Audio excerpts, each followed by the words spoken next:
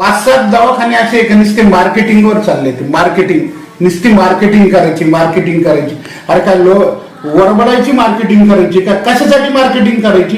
अरे तुम्ही ट्रीटमेंट चांगली द्या, एक रुग्ण झाला का तर 10 रुग्ण आणखीन पाठवतो.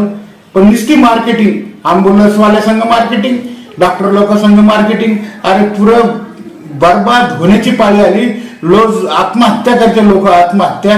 आज डोळ्यांनी बघतो ना दररोजचं 1-1.5 कोटी चालले ना जनतेचे. आणि याच्यावर जर सर्वपक्षीय बैठक घेतली आणि निर्णय जर केला तर मेडिकल सक्ती बंद करा, प्रिंट चेंज करा. आज तुम्ही आमदार, खासदार, राज्यमंत्री, कॅबिनेट मंत्री तुम्ही संभाजीनगरमध्ये आहात, सगळं सत्कार आहे.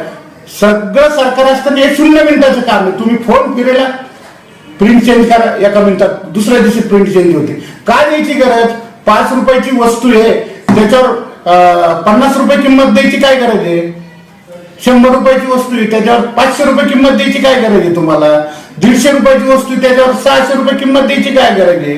अरे 150 रुपये खरेदीची वस्तू आहे ना, ठीक आहे 10% मार्जिन करा, त्याला 170 करा, 10-5% मार्केटिंग करा ना. आज पार्ले पुढे आहे. साधारण तुम्हाला एक उदाहरण देतो चहाचं. आपण दिवसा चहा घेतो 7 रुपयाला चहा देते, ठीक आहे. रात्री घेतो 11-12 वाजता तर 10 रुपयाला चहा मिळते. ते गिराईक बी समजू शकतो ना.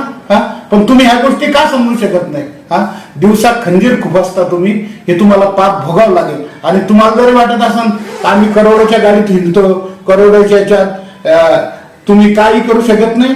तुमच्या हॉस्पिटल टाकाटाक होतील. आणि पहिल्यांदा जर 20 लाखाची गाडी असेल तर 80 लाखाची घेतात, बस त्याच्यातच तुमचं आयुष्य निघून देईल. पण आम जनतेचा तटाट कायम राहील.